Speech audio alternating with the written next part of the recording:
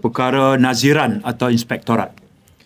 Pada awal tahun ini, Januari, ketika jawatankuasa ini bermesyuarat, kami telah mencapai keputusan bahawa bagi memenuhi 518,000 keperluan tenaga kerja asing untuk 5 sektor, perladangan, pertanian, pembinaan, perkhidmatan dan perkilangan, yang mesti dimasukkan dalam suku pertama tahun ini, jumlahnya 518,000 untuk menyumbang kepada 1% GDP negara.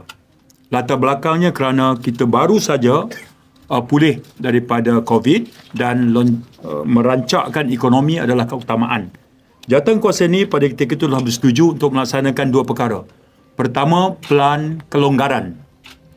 Yang kedua, pelan rekalibrasi 2.0 pengambilan tenaga kerja. Itu adalah keputusan dasar.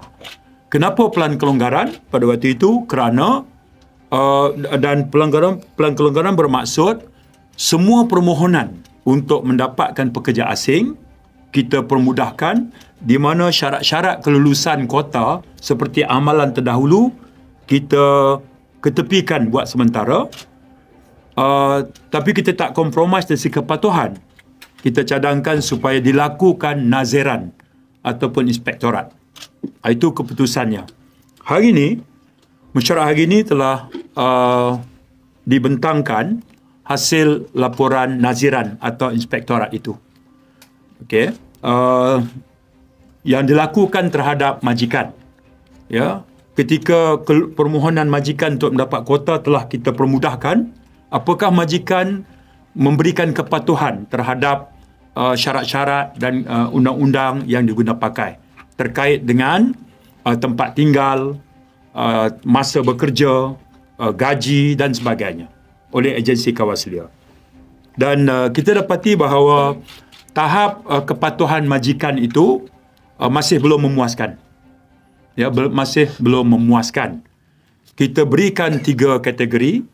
Kategori berisiko tinggi, risiko sederhana dan risiko rendah, berdasarkan kepada weightage sesuatu elemen yang kita lakukan pemeriksaan atau naziran ini. Jadi kerana itu saya mengambil kesempatan ini untuk menggesa para majikan ketika kerajaan melalui 2 Kementerian Kawal Selia ini telah membantu memudahkan permintaan majikan untuk mendapatkan pekerja asing bagi bekerja dalam sektor masing-masing.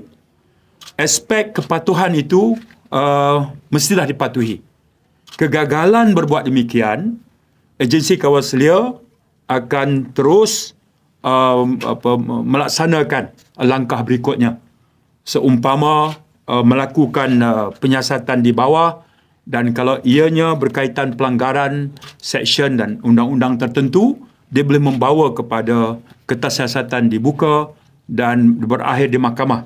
Ya, jadi saya ambil kesempatan ini untuk menggesa kepada para majikan supaya kepatuhan diberikan kepada perkara-perkara yang membabitkan kebajikan atau kepentingan para pekerja.